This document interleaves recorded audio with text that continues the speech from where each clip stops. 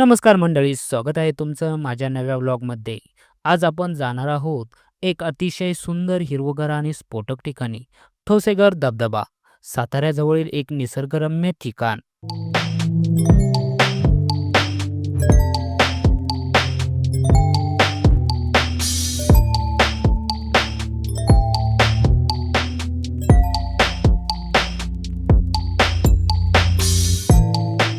सध्या मी साताऱ्याकडून जातोय थेट ठोसेघर धबधब्याकडे. रस्त्यावर हिरवाई आणि घाटांची मजा काही वेगळीच आहे. जर तुम्ही निसर्गप्रेमी असाल तर इथं एकदा तरी यायलाच पाहिजे.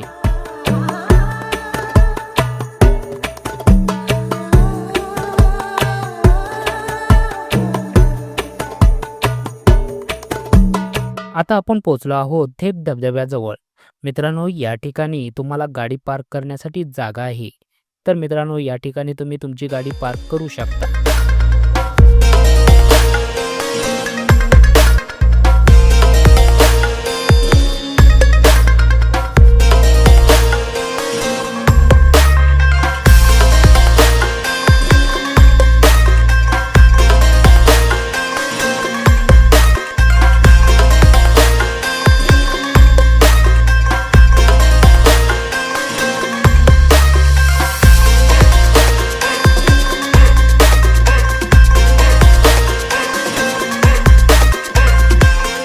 इथे थोडंसं चालावं लागतं, पण चालताना निसर्ग भरल्या वाटा आणि पक्ष्यांचे आवाज अगदी मंत्रमुग्ध करतात.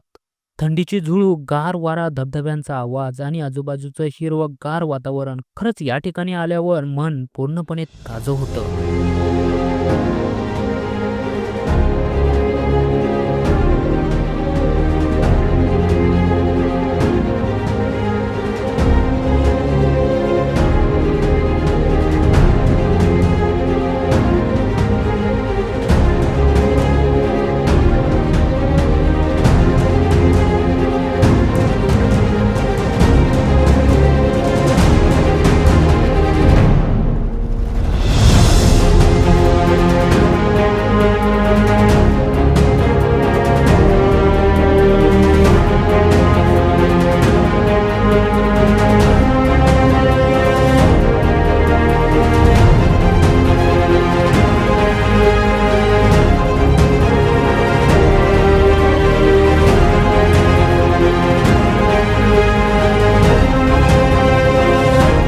जर तुम्हाला निसर्गात रमायला आवडत असेल, फोटो काढायला आवडत असेल किंवा फक्त शांत बसून निसर्ग अनुभवायचा असेल, तर मित्रांनो, ठोसेघरपेक्षा चांगलं ठिकाण कुठेच नाही. ठोसेघर धबधबा साताऱ्यापासून सुमारे 25 किमी अंतरावर आहे आणि सह्याद्रीच्या कुशीत वसलेला आहे. या ठिकाणावरून दिसणारा परिसर खरंच अप्रतिम आहे. आजूबाजूला हिरव्यागार पर्वत, डोंगररांगा आणि विस्तीर्ण वनराई आपल्याला पाहायला मिळते. स्वच्छ हवा अनुभवायला मिळते. ठोसेघर परिसरात विविध प्रकारच्या पक्ष्यांचा आवाज आणि लहान प्राण्यांचा वावरही आपल्याला इथे दिसतो. इथे पक्ष्यांच्या किलबिलाटाने निसर्गाचे संगीत सृष्टीत अजूनच भर घालतो.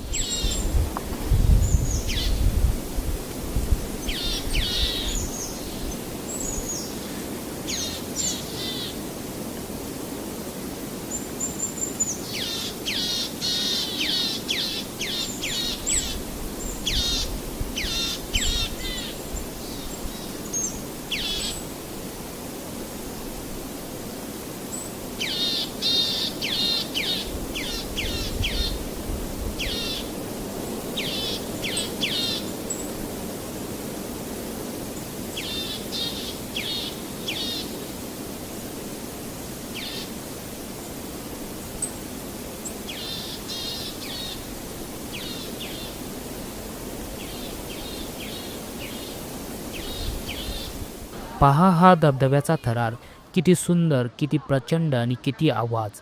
इथे उभं राहून पाण्याच्या त्या गडगडाटात स्वतःला हरवून टाकावं असं वाटतं.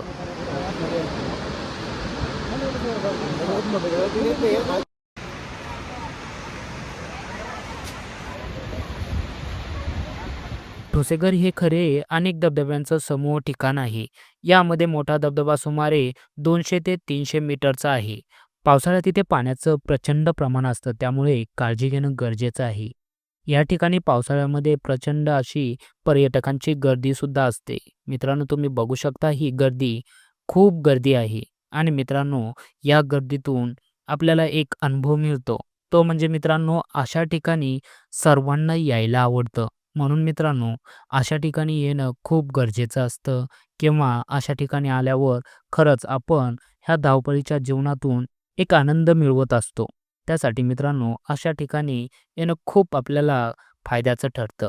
मला तर मित्रांनो असं वाटतं, की तहान, भूक हे सगळं विसरून मला फक्त या निसर्गाचा अनुभव किंवा निसर्गाची मजा घ्यायला खूप आवडतं. या ठिकाणी फिरायला खूप आवडतं. मित्रांनो बघू शकता हा धबधबा किती छान पद्धतीने दिसतो.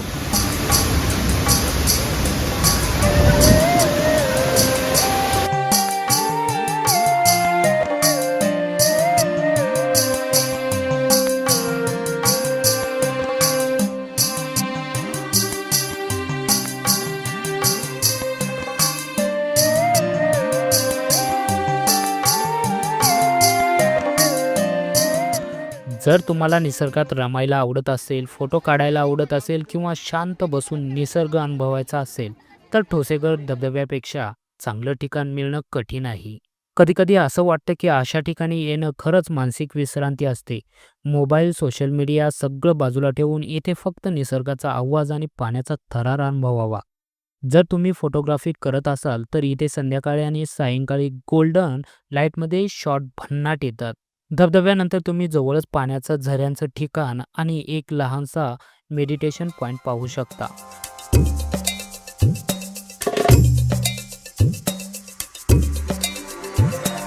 मला खात्री आहे की तुम्हाला हा व्लॉग आवडला असेल. तर तुम्ही अजूनही ठोसेघरला गेले नसाल, तर तुमच्या पुढच्या ट्रिपमध्ये हे ठिकाण नक्की ठेवा. ओके. तर मित्रांनो, ज्या स्टाफसोबत फिरायला आलो आहोत किंवा जो माझा स्टाफ आहे त्यासोबत फिरायला आलो आहोत, त्यांच्या एकदा प्रतिक्रिया आपण जाणून घेऊयात. त्यांना या ठिकाणी फिरून कसं वाटलं हे एकदा खात्री करून घेऊयात. प्रत्येकानं सांगायचं फिरून कसं वाटलं. एकदम भारी. एकदम भारी, मजा आली मजा. प्रथमेश, फिरून कसं वाटलं. एकदम मस्त वाटलं सर, एकदम मस्त. अभिला मनाला खूप छान वाटलं फिरून. माझा तर फर्स्ट एक्सपिरियन्स आहे, चांगलं वाटलं. मला तर खूप छान पुढच्या वाटलं. चॅनल नका सातारा तुम्ही? म्हणजे भारी, लय भारी, लय भारी. एक नंबर. बोला काहीतरी. लय भारी. कसं वाट फिरून. कसं वाटलं? खूप भारी. हो, जगात तुमची पण भारी. राय द्या. लय भारी. छान थंडगार धबधबा.